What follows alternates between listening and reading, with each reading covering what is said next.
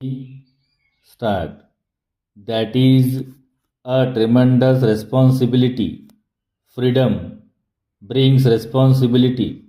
Of course, there is no such thing as freedom without responsibility. Irresponsibility itself means lack of freedom.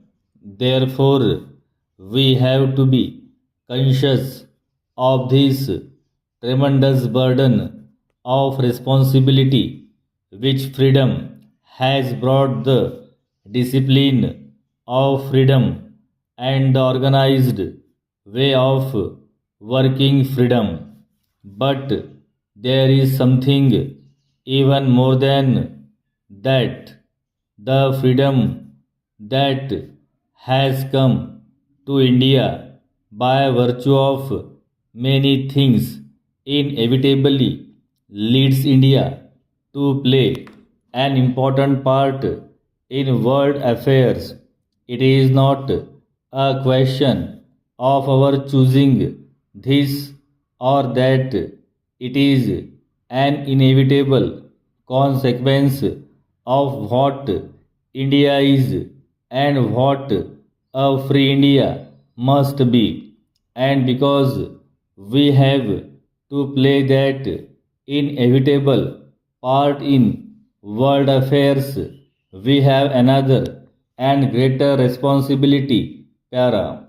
Sometimes, with all my hope and optimism and confidence in my nation, I rather quake at the great responsibilities that are being thrust upon us and which we cannot escape if we get tied up in our narrow controversies. We may forget this, whether we forget it or not, that responsibility is there.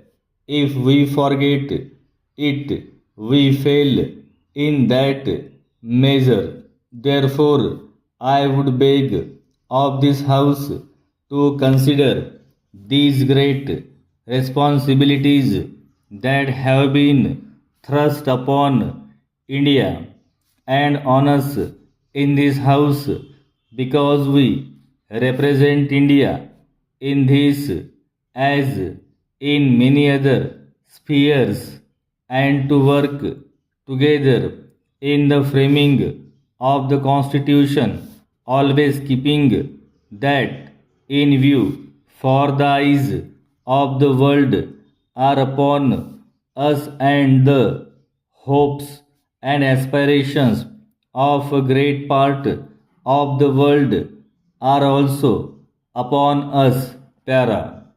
We dare not be little.